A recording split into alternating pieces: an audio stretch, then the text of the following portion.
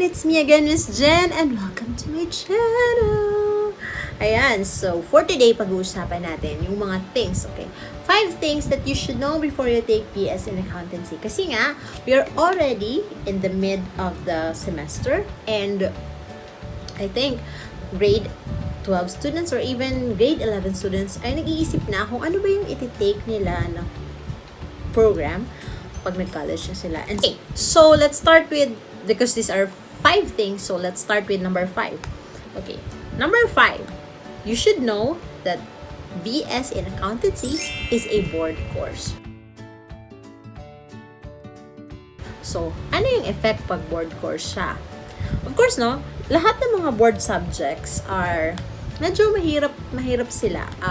Medyo strict yung mga teachers sa kanila. So, ganun din sa accountancy. So, kunyari, ang tax na subject ay tinuturo din sa business ed students. Tinuturo din sa kanila, tinuturo din sa inyo. Pero, iba usually yung treatment pag ang tinuturuan sa taxation ay accountancy. Ang reason dun is because the teachers and the program is actually preparing you for board exam. There are 6 subjects. Those are the 6 subjects. Yan. Okay. There are 6 subjects na tinitake sa board exam. And then, usually, that is 2 weekends. Okay, first weekend is Saturday, 2 subjects. Sunday, 2 subjects. And then, the following weekend is yung natirang 2 subjects. Okay, so you need to get an average grade of 75% with no grade lower than 65. And of course, alam naman natin to na ang mga board exam are zero-based. So, yeah. So, ibig sabihin, sa lahat ng 6 subjects, dapat wala kang below 65. Kasi even if kahit pa siguro 80% ang iyong general average, pag meron kang isang subject doon na 64, hindi ka papasa. Right? I think you already know this. That BS in Accountancy has a wide coverage of topics. Okay. Siguro narinig niyo na to several times. Marami na nagsabi sa inyo. Kapag sinabi niyo, gusto ko mag-accountancy, tapos may nagsabi sa inyo na, mahirap yun. Oh, yeah. Yun usually ang reaction ng mga tao, hindi ba? Okay, so according to CHED Memorandum number 27 ata yun, series of 2017, ito yung revised, ito na yung lumabas after nung K-12 transition. So, sila yung first batch. Yun yung bago sa curriculum. There are 81 units for accounting core subjects and then 24 units for cognate and then 12 electives. Hindi pa kasama doon yung mga general education subjects like English, Filipino, PE, and if your school is a Catholic school, yung mga religious education subjects. So, yeah. So, kunyari, i-consider lang natin yung 81 na core subjects, 81 units na core subjects, plus 12 na cognate. Yun yung mga usually lumalabas sa board exam. So, if that's 81 plus 24, that's 105 divided by 3 kasi usually 3 units naman talaga. Ibig sabihin, we'll have 35 courses or subjects. Yun yung usually na tinatawag yung subjects. Okay, so if there are 6 subjects or topics under the board exam, 35 divided 6, you do the math. So yeah, that is really true. Ibig sabihin nun, totoo talaga yung mga sinasabi nila na may mga courses na isang semester mo pag-aaralan, tapos swerte na kung may isa o dalawang lalabas sa board exam. Yeah, that's true. Right, so let's move on to number 3. Okay, number 3 is the average passing rate, national passing rate of CEPALE for the last 3 years. So that's like 6 examinations kasi diba twice a year may exam. So ang average national passing rate is 25.08%.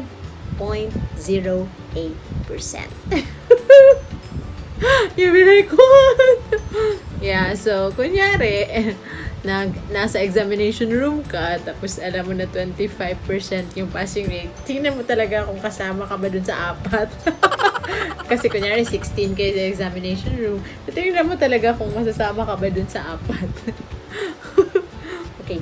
In fact, last exam, which is October 2019, yun yung pinakamababa for the last 5 years na national passing rate nila, which is 14.32%.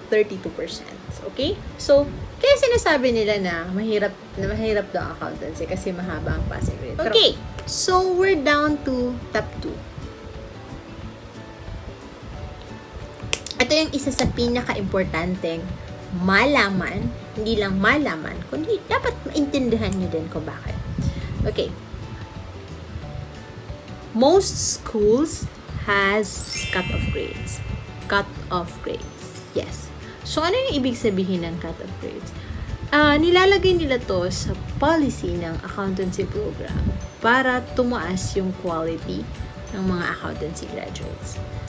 So ang ginagawa doon, nag-a-assign sila ng cut-off grades. Example, 82%.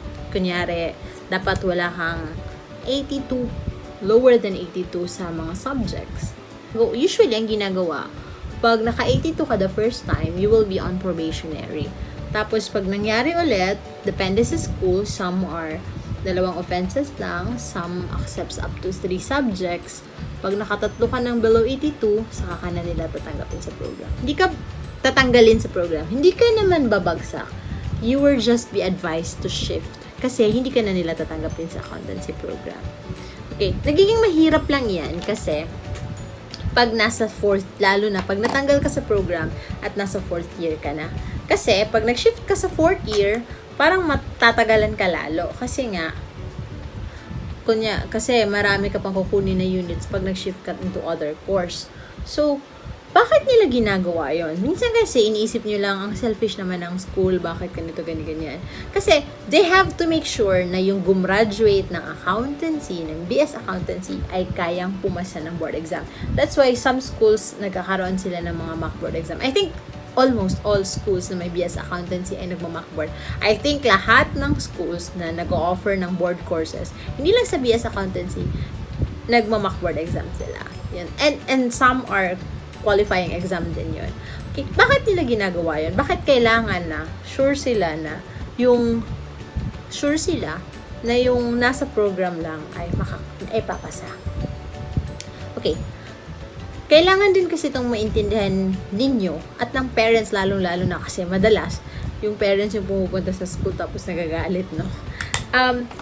Hindi lang dahil, no, it's more than just the standard. Of course, it is about the standards. It's more than just. Ang reason kaya nagkakaroon ng ganyang policy is kasi pag na-confer ka, pag nagkaroon ka ng BS, naging graduate ka ng BS in Accountancy, ang school cannot refuse na bigyan ka ng transcript of records as a requirement to take the board exam. So, makaka-take ka ng board exam. Yan. Kaya nga ginagawa na ibang schools is, ina-allow nila, hindi nila binibigay yung diploma. Kaya lang bawal yun, di ba?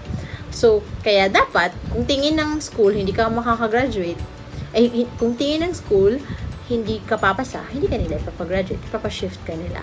Ano pala yung mangyayari doon? Pag bumagsak ka, bababa ang passing percentage ng schools.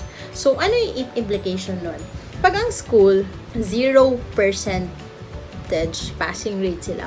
I think, although I'm not sure, for the next 5 years, mawawala sa kanila ang accountancy program. Ibig sabihin, hindi na sila pwedeng mag-offer ng accounting program. Although, parang pwede ata after a certain period of time. Pero yes, matatanggal yun. Kawawa naman yung program. So, that's why they have to make sure na yung mag-graduate ng BS Accountancy ay kayang ipasa yung board exam. Kaya sila nagkakaroon ng assessment such as mock board or pre-board or something. Okay, if you are studying in a university, tapos your school is hindi pa sila university, tapos gusto nilang maging university, so kailangan nilang magpa-accredit.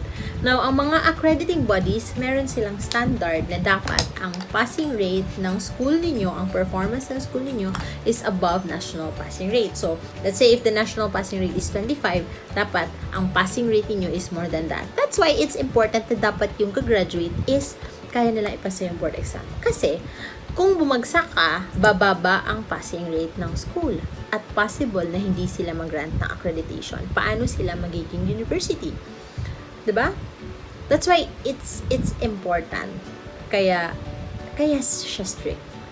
Okay, kailangan nyo yun maintindihan. Hindi yun dahil strict lang yung school or trip lang nila para tumaas kunyari yung standards, maging popular sila. Of course, all of those things. Marketing strategy, of course. Pero more than that, kailangan nila yun for accreditation. Kailangan nila yun para magpatuloy yung pag-o-offer ng school sa BYS Accountancy. Otherwise, matatanggal yun sa program nila. And that is one thing that you need to understand. Kaya the schools are taking care of you and making sure na papasa kayo. And if sa tingin nila, hindi kaya, hindi naman nila sa tingin. Actually, lumalabas yun sa result ng exam, sa result ng pre-board exam, sa result ng performance mo. And based on that, if tingin nila hindi ka papasa, hindi ka nila ipapagraduate. And you need to understand that. Na hindi lang yun dahil trip lang nila. Actually, I admire universities na strict talaga sa ganun. No? Kasi it's a hard decision ng dean na hindi kayo pag-graduate. It's a hard decision. Akala nyo lang, dali-dali lang sa kanyang sabihin na hindi ka bagsak ka ng mock board, hindi ka makakagraduate, mag-shift ka na lang, tapos March na yung graduation, hindi ka makakagraduate. Yung parents mo bumili na ng lechon, bumili na ng baboy. 'Di ba? Mahirap yun sa mga teachers. And you need to understand that, especially the parents. Kaya, i-assess mo din. Make sure na pumasa ka, mag-aral ka. Okay, now sunod na tayo sa pinaka-importante sa lahat. And this is number 1. Number 1 is, you have to believe in yourself. Ang cliche, yeah, I know. So, kunyari, diba, so, people will always tell you, mag-accountancy ka, hindi mo kaya yan. Or some will tell you, mag-accountancy ka, kaya mo yan. Whatever you think about yourself, whether you think you can or you can't, you're right. Ibig sabihin, pag inisip mo na hindi mo kaya, tama ka. Hindi mo yun kaya. Pag inisip mong kaya mo, tama ka din. Kaya mo yun. Diba? Kasi nga, the only person who will always be right about you is you. And don't get me wrong, minsan sinasabi mong kaya mo yan, pero sa loob-loob hindi ka talaga naniniwalang kaya mo. So you have to believe in yourself. Whatever you put yourself, whatever you tell yourself, you will always be right. You will always be right about yourself. So, isipin mo kung gusto mo ba talaga, kung kaya mo ba talaga. Because 4 years is such a long time. Yung nandun ka na sa 4th year, saka ka pa susuko. And if you think you can, at pag nag-enroll ka, you have to commit. You have to commit yourself kasi hindi madali ang buhay ng BSA student. It's not that it's bad and horrible. It's just that it's not easy. And of course, it's not easy because CPA, the Certified Public Accountant, hindi yun siya madali. So, pag nakuha mo yun, it will be worth it. So, you should start basically by believing in yourself. Okay? So, whether you think CPA cannot pass anymore or CPA as in can pass always, it's up to you. Whatever you believe you can, whatever you believe about yourself, you will always be right. Okay, and don't get me wrong, no? Huwag yung sabi na I can, tapos hindi ka mag-aaral. And if there's one advice that I can give you, how to be a CPA, if you are in grade 12 at nag-iisip kang mag-accountancy sa first year, one advice na mabibigay ko sa iyo is, break bad habits. Yes. Ano yun? Do not procrastinate. Bawasan mo yung time sa social media. Convert your time into reading. And ang pinaka-importante sa lahat is do not cheat. Yeah. Kung meron kayong small habits na lumilingon ka sa classmate mo, wag mo yung gagawin. Lagi ko itong sinasabi sa mga students ko.